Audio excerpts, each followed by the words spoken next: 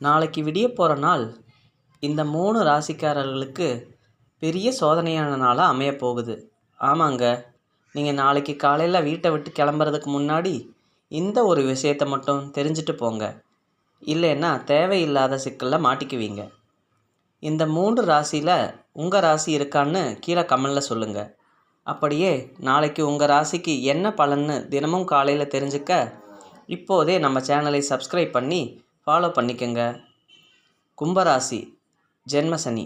ஏன் கவனமாக இருக்கணும்? கும்பராசிக்கு இப்போது ஜென்மசனி நடப்பதால் மன அழுத்தம் மற்றும் தேவையற்ற குழப்பங்கள் அதிகமாக இருக்கும். எதில் உஷாராக இருக்கணும்? புதிய தொழில் முதலீடுகள், தெரியாத நபர்களை நம்பி பணம் கொடுப்பது மற்றும் கோபத்தில் எடுக்கும் முடிவுகளில் மிக கவனம் தேவை. அடுத்ததாக கடகராசிங்க. அஷ்டமசனி. ஏன் கவனமாக இருக்கணும்?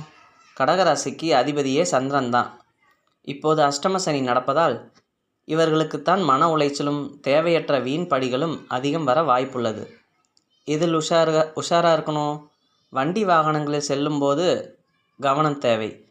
குடும்ப விஷயங்களில் வெளியில் பகிர்வதை தவிர்க்க வேண்டும்.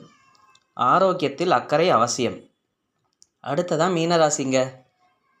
ஏன் கவனமாக இருக்கணும்? மீனராசிக்கு 7.5 சனியின் விரய சனிக்காலம் நடப்பதால் கையில் இருக்கும் பணம் எப்படி செலவாகுதுன்னே தெரியாது. திட்டமிடல் இல்லாத செலவுகள் நெருக்கடியை தரும். எதில் உஷாராக இருக்கணும்? வீண் ஆடம்பர செலவு, கடன் வாங்கிறது, கடன் கொடுப்பது போன்ற விஷயங்களில் முற்றிலும் விலகி இருக்க வேண்டும். நன்றிங்க.